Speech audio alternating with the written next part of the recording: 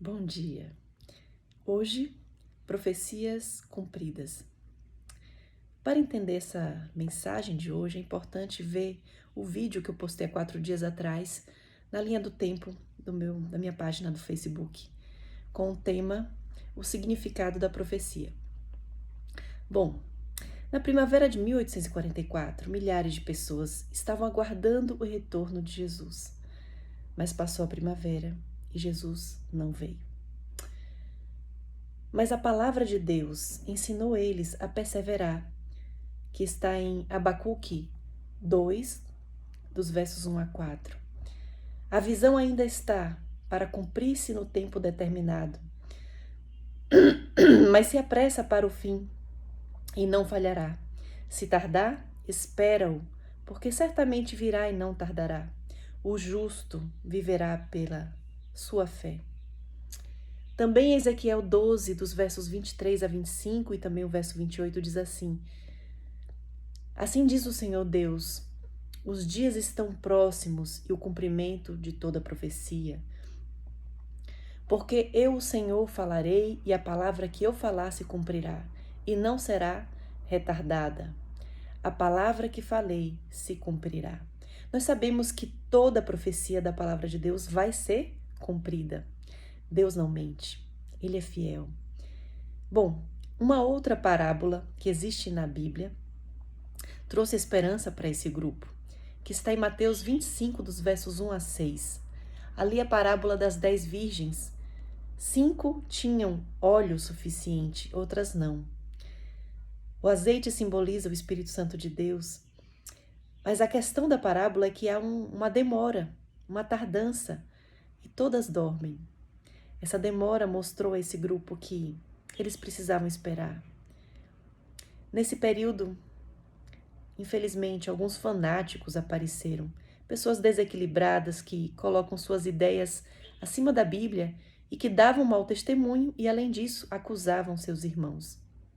Eles eram agentes de Satanás e diziam que faziam parte do movimento adventista. E, infelizmente, isso influenciou a imprensa a falar mal desse movimento. O inimigo de Deus sempre usou desse tipo de pessoas para atrapalhar a obra da salvação. Satanás, ele é o acusador dos irmãos, como está em Apocalipse 12, verso 10. O apóstolo Paulo enfrentou esse tipo de problema, assim também como Lutero, entre outros. Bom, assim na primavera, Cristo não havia retornado. Então, através de um estudo mais cuidadoso da Bíblia, os irmãos perceberam que o final dos 2.300 dias proféticos terminariam não na primavera, mas no outono de 1844. De acordo ao calendário judaico, seria no 10º dia do 7º mês, que seria no calendário nosso o mês de outubro e o dia 22 de outubro. Então, eles recobraram o ânimo e agora a mensagem era: o clamor da meia-noite, o noivo está vindo, simbolizando a presença do Senhor Jesus como noivo. Mas, infelizmente, de modo geral, as igrejas fecharam suas portas. E muitos dos que creram nessa mensagem tiveram que sair e cortar sua ligação com essas igrejas. Chegou o dia 22 de outubro de 1844. Foi um dia tão esperado, tão sonhado. Mas Jesus não voltou. Eles acreditavam que o cumprimento da profecia era a volta de Jesus, mas eles não haviam entendido corretamente o que aconteceria nesse dia tão importante. Foi uma grande decepção.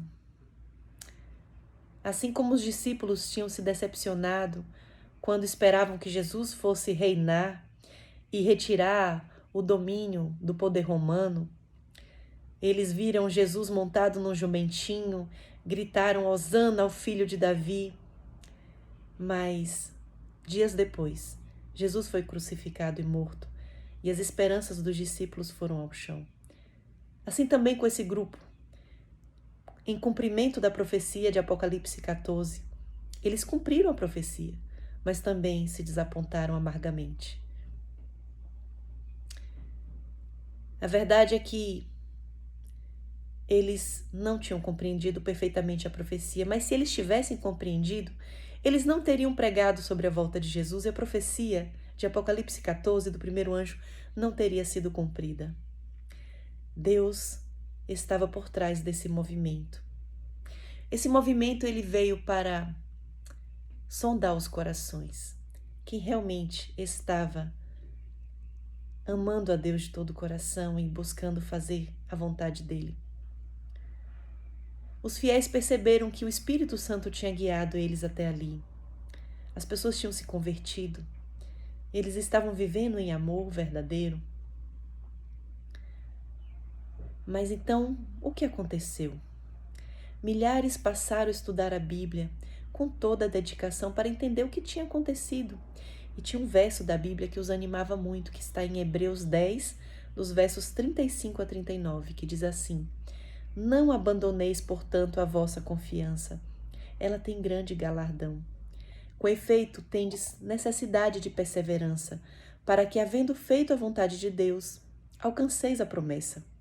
Porque ainda dentro de pouco tempo, aquele que há de vir virá e não tardará.